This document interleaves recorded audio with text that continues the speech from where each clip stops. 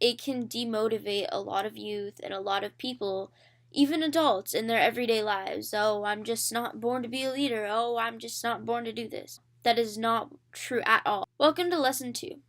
This lesson is going to be talking about the great man theory. This is going to be your motivation for the start, and I'm going to really dive into it. It's something that I'm really passionate and that a lot of people believe in without even knowing its proper title. So, the great man theory is basically this huge theory developed years and years ago that only certain people born at a certain time who live in a certain place are born to be leaders, are born to be taken, it's just gonna happen for them, and everyone else that's not born under the great man theory is followers. They're not meant to be leaders, they can't be taught, it's something that it's just born with you, it's burning in your blood.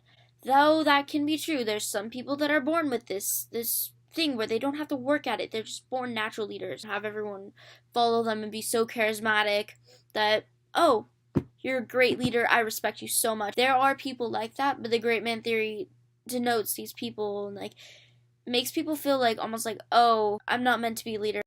But this simply isn't true anymore. The great man theory, it may still exist, but it's not true. Anyone can learn to be a leader through leadership theory, through reading, through hard work, through studying, having experience. Leadership is not only a science, but it's also an art. It requires that person that's creative, and creativity, yes, you can be born with it. You can be born an artist, you can be born a singer, you can be born a musician and have that passion or whatever.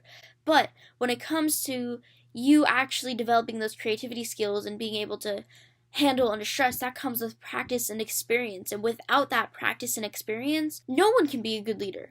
Even under the great man theory, if you don't have that experience, if no one lets you take a shot on them, then you're not gonna know if you're ever gonna be a good leader. It's just something that you need to develop and have experience and learn. And if you keep studying it and you keep reading about it, even past these videos, because I'm not going to be able to cover everything in leadership. There's so much still for me to learn that it's just impossible to all learn from one person. That you have to take it from several people and from several accounts. Learn from your teachers, anyone that you see, that you respect, that you see as a good leader. Anyone you respect, you can learn from. Anyone that you don't so respect and they claim to be a leader, you can also learn from others' mistakes. Learn from others' mistakes before you make the same mistakes they did. And learn from your own mistakes. Because if you don't take that into hand, then that's not being very accepting of yourself. You need to suck it up when something happens. Be like, okay, I messed up.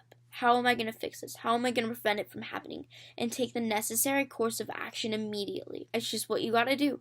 If you want to be a leader, if you want to be at the top, if you want to be respected, then you have to learn from your mistakes and learn from other people's mistakes.